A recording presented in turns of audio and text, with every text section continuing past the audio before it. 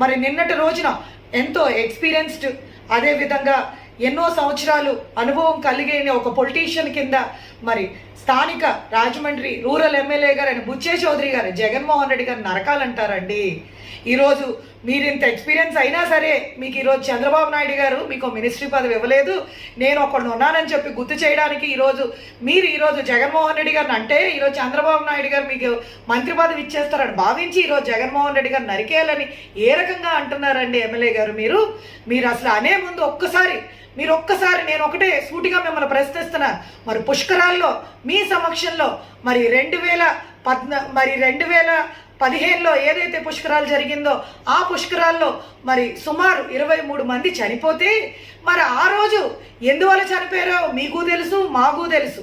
మరి ఆ రోజు ఎవరిని నరకాలి సార్? 23 మందిని ప్రాణాలు కోల్పోతే మరి ఆ రోజు మీరు ప్రెస్ ముందుకు వచ్చి ఎవరిని నరకాలని చెప్పి మీరు ఈరోజు చెప్పాలి. ఈరోజు జగన్మోహన్ రెడ్డి గారు మరి 2 రోజుల ముందు ప్రెస్ మీట్ పెట్టి 2.5 గంటలు అనర్గళంగా ఉట్టినే మాట్లాడలేదండి జగన్ అన్న. అన్నీ కూడా రిపోర్ట్స్ తెప్పించి రిపోర్ట్స్ తీసుకుని వచ్చి ప్రతిదీ కూడా పిన్ పాయింట్గా ఈరోజు రాష్ట్రంలో జరుగుతున్నది అరాచకాలు, అన్యాయాలు ఆయన పాయింట్అవుట్ చేస్తే ఈరోజు అవన్నీ కూడా మీరు మాట్లాడకుండా మీరు ఒక్కటే మాట్లాడుతున్నారు. అవన్నీ కూడా మీరు మాట్లాడకుండా మీరు ఒక్కటే ఈరోజు బురద చల్లే కార్యక్రమం, ఈరోజు డైవర్షన్ పాలిటిక్స్ తీసుకొచ్చిన ఘనత మీది. ఈరోజు మీకు దమ్ము ధైర్యం ఉంటే జగన్ అన్న మాట్లాడే 2.5 గంటల యొక్క ఆయన ఇచ్చిన రిపోర్టుల్ని తప్పని చెప్పి వచ్చి మాట్లాడండి. ఈరోజు అది కాకుండా ఎవరో ప్రెస్ అయినా ఏంటండి ఆ ఫ్లెక్స్లు ఏంటండి ఆ యొక్క అన్ని అడిగితే ఏంటి స్ట్రెస్ చేసి అడిగితే సినిమా డైలాగ్ అని చెప్పి పుష్ప సినిమాని కూడా ఆయన చెప్పడం క్లియర్గా జరిగింది. మీరు వినలేదా? మీకు వినపడలేదా? వయసు పెరిగిపోయి మీకు వినపడలేదేమో సార్.